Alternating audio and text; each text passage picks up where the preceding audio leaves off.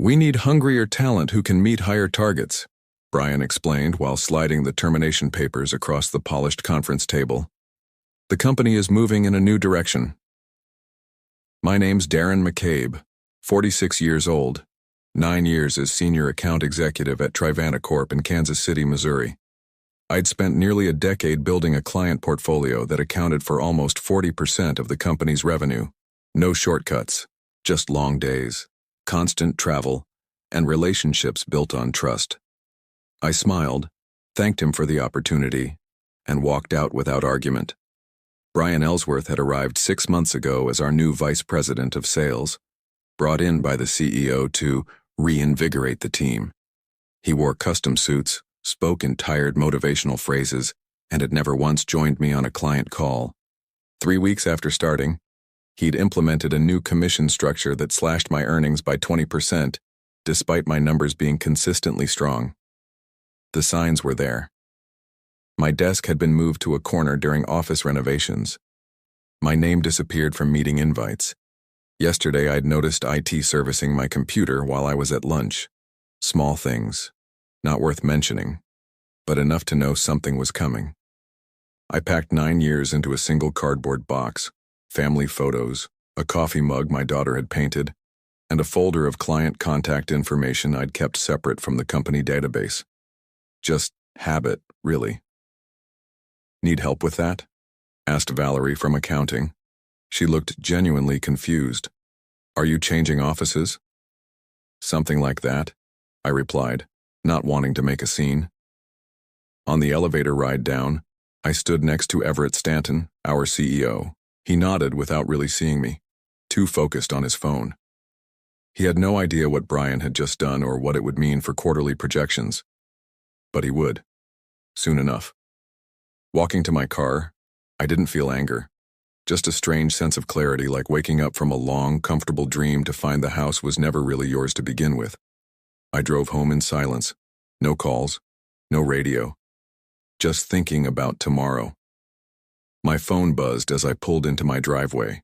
Travis Hendricks, my biggest client. The annual contract renewal was next week.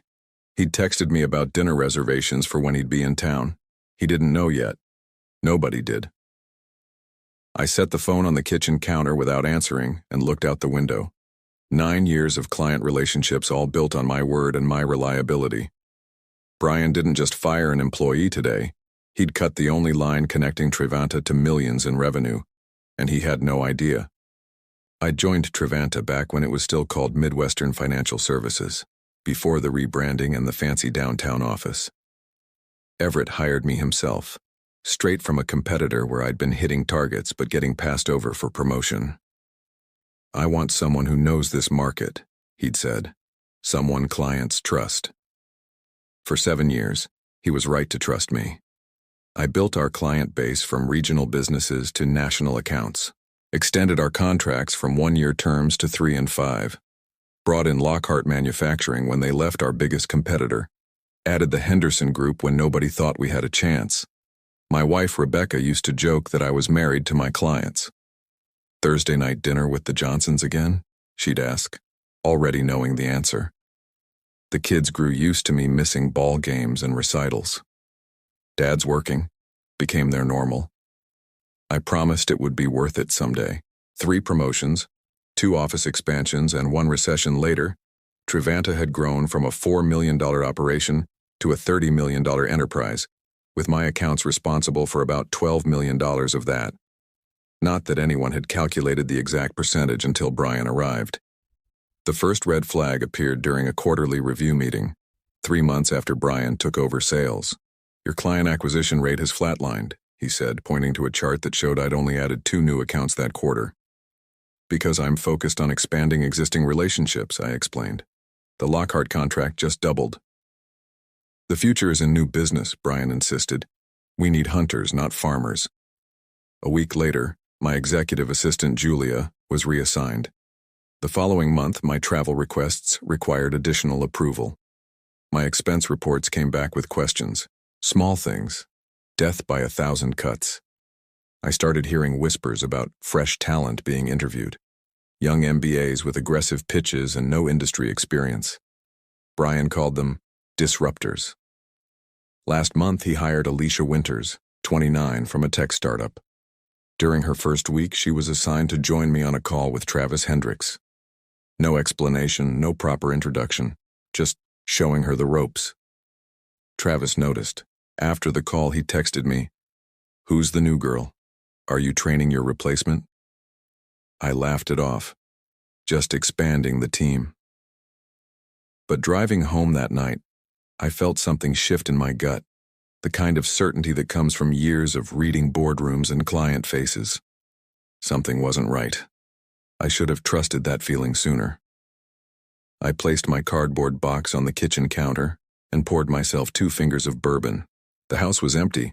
Rebecca was at her sister's place in Denver for the week, helping with a new baby. Probably for the best. I needed the quiet. I pulled out my personal phone and scrolled through my contacts.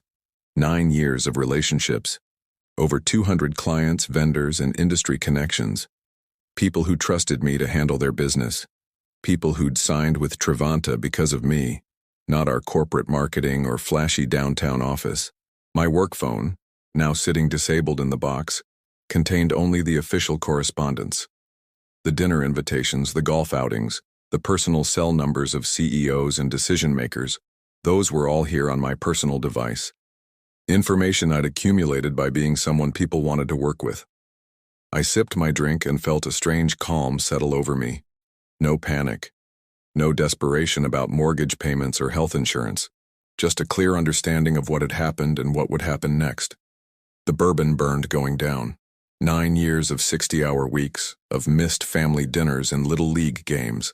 9 years of building something I thought was mine, only to discover it wasn't. I opened my laptop and pulled up my employment contract. The non-compete clause was there, but limited in scope. 1 year, and only applicable if I left voluntarily. Being terminated changed things. There was no legal barrier to taking my clients elsewhere. My phone buzzed. Travis again. Dinner reservation confirmed for Thursday. Looking forward to discussing the renewal. I stared at the message for a long time. Travis Hendricks represented $1.7 million in annual business for Trivanta. His company, Lockhart Manufacturing, had been with me for 6 years. Before that, 3 years at my previous firm. Almost a decade of trust. And he wasn't alone. The Henderson Group, Westfield Properties, Carlton Industries, together they accounted for another $1.5 million. All of them had contract renewals coming up in the next 30 days. All of them dealt exclusively through me. I set my glass down and made a decision. I wouldn't call anyone tonight, wouldn't send angry emails or make threats. I'd sleep on it, wake up clear-headed, and then make exactly 3 phone calls. Not to vent or complain. Just to inform my closest clients that I was no longer with Trivanta, effective immediately. The rest would happen on its own. I took out the family photos from my box. My daughter's graduation, my son's wedding, the trip to Yellowstone we almost canceled because of a client emergency. I'd missed too much already. Tomorrow I'd start making different choices. I finished my bourbon and went upstairs to sleep in an empty house. For the first time in years, I didn't set an alarm. No early flights. No quarterly projections to review before dawn. Just the calm certainty that Brian Ellsworth had made a catastrophic mistake, and I didn't need to do anything but step aside and let it unfold. I made my 3 calls the next morning. No dramatics, just facts. Travis, I'm no longer with Trivanta as of yesterday. Wanted you to hear it from me directly. His response was immediate. What happened? Who's handling our account now? Brian Ellsworth will probably reach out, or maybe Alicia Winters. A long pause. The girl from the meeting, she doesn't know our business. That's all I can tell you, the rest is your decision. Similar conversations with James Henderson and Peter Carlton. No suggestions, no recruitment pitch, just information, delivered with the same reliability they'd come to expect from me. By noon, my personal phone was buzzing constantly. Other clients had heard. The industry was small that way. At 2 p.m., Everett Stanton called. I let it go to voicemail. Darren, this is Everett. We need to talk about your transition. Several clients are expressing concerns. Please call me back immediately. I didn't. Instead, I drove downtown to meet with Lawrence Finch, an attorney who specialized in employment law. I'd helped his son-in-law secure financing for a restaurant 3 years ago. He owed me a favor. They can't stop you from working, Lawrence confirmed after reviewing my termination papers, but they'll try to scare your clients from following you. Prepare for that. By 4 p.m., Travanta's legal department had emailed a reminder about confidentiality obligations. By 5 p.m., Brian had texted, "Let's discuss your exit package. There might be room for consulting work." Too late. My phone buzzed again at 5:30 p.m. "Travis. Just got off a call with your CEO and that VP who fired you. They promised continuity, said Alicia would handle everything personally. Then they offered a 10% discount on renewal." "What did you tell them?" I asked. "That I'd think about it." I said nothing. Travis continued, "I've sent notice terminating our contract, citing change in relationship management. Henderson and Carlton did the same." Still, I said nothing. "Darren, where are you landing? Because wherever it is, that's where our business is going." That night, 3 more companies from my portfolio sent termination notices to Travanta. By morning, the total was 8, representing over $3.2 million in contracts. Everett called an emergency board meeting. I know because Julia, my former assistant, texted me. "Complete chaos here. Brian trying to blame you for client tampering.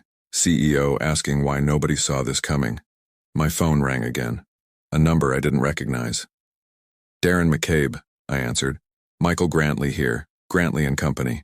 A competitor, smaller firm, better reputation.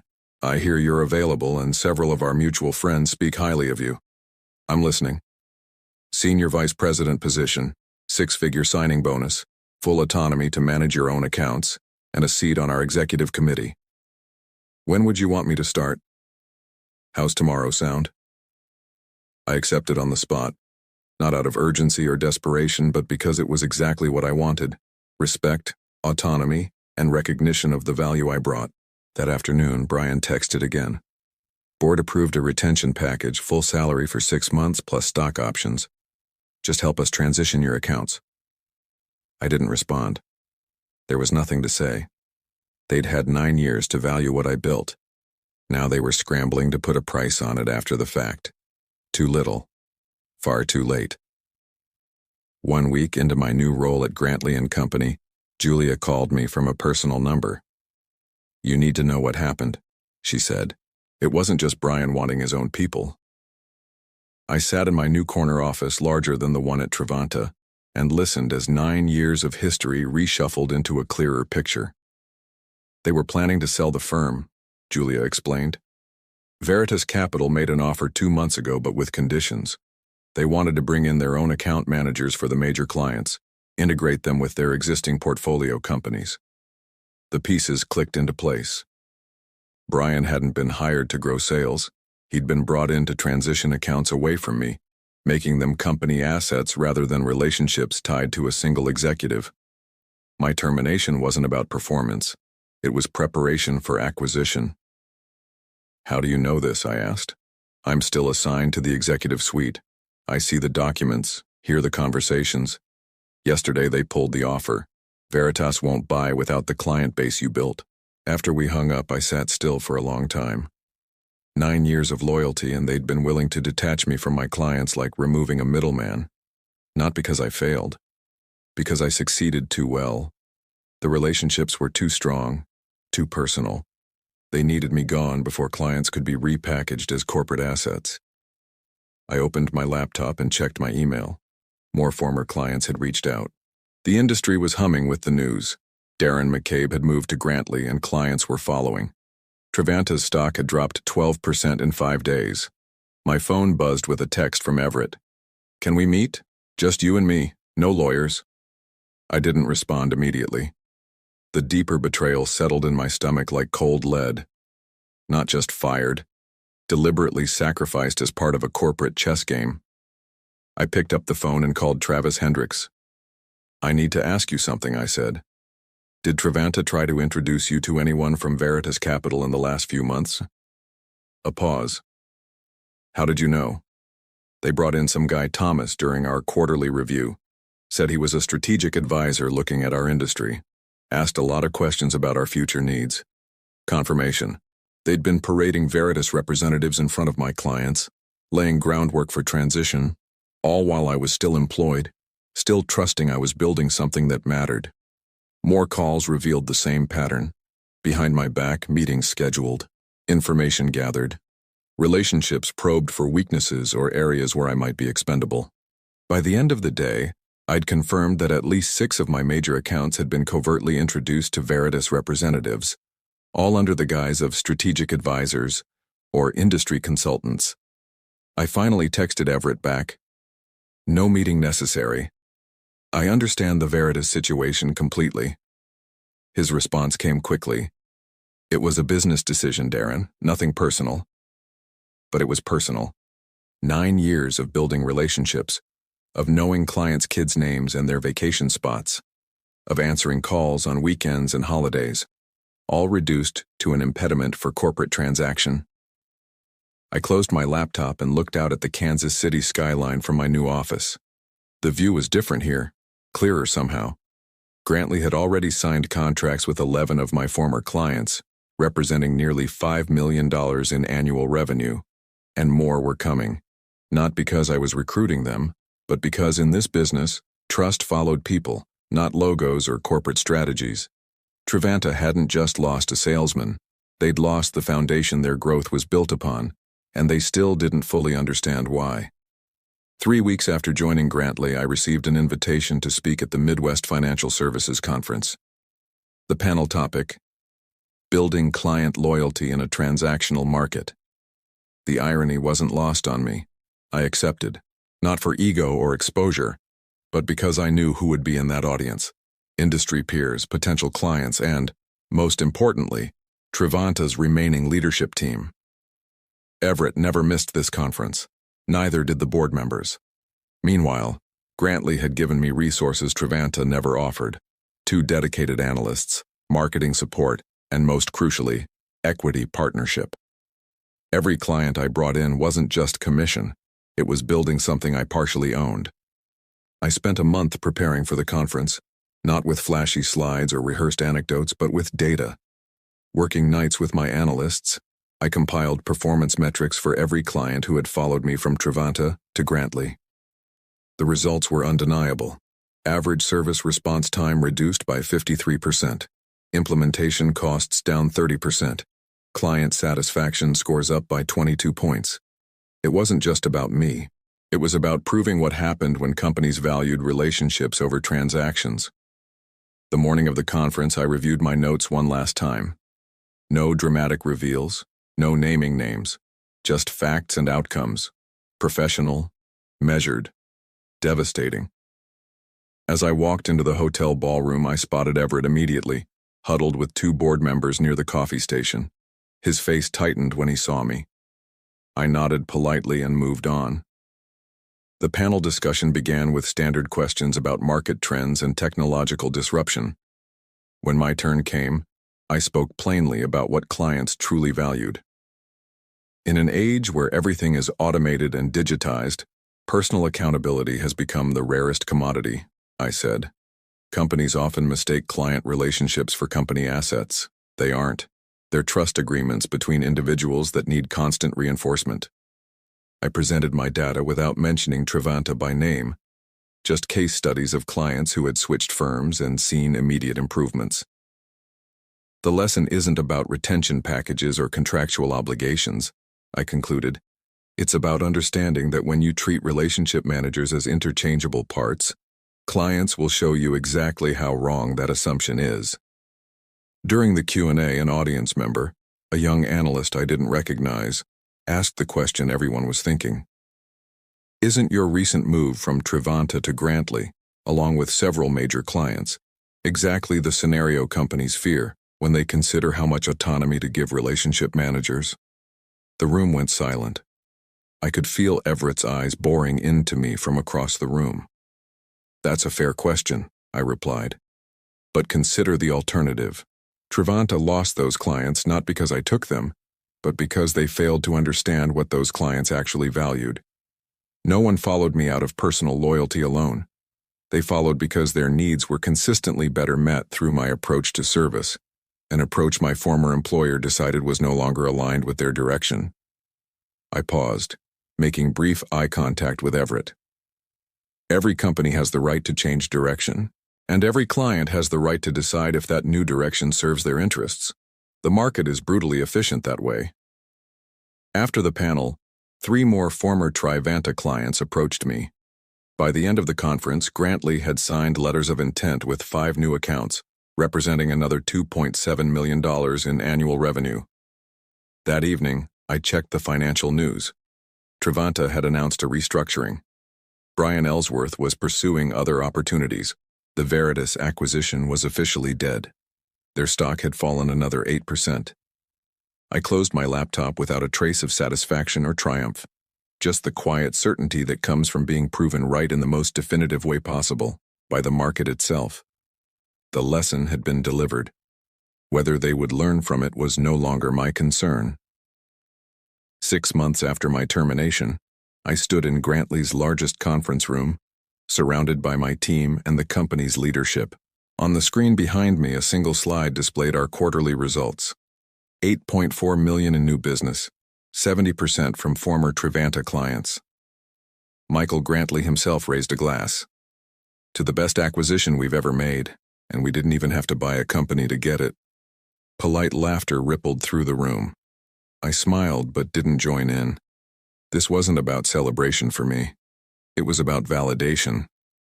My phone buzzed with a news alert. Trivanta Corp announces CEO transition. Everett Stanton steps down amid continued revenue challenges. I slipped the phone back into my pocket without showing anyone. Some victories don't need an audience.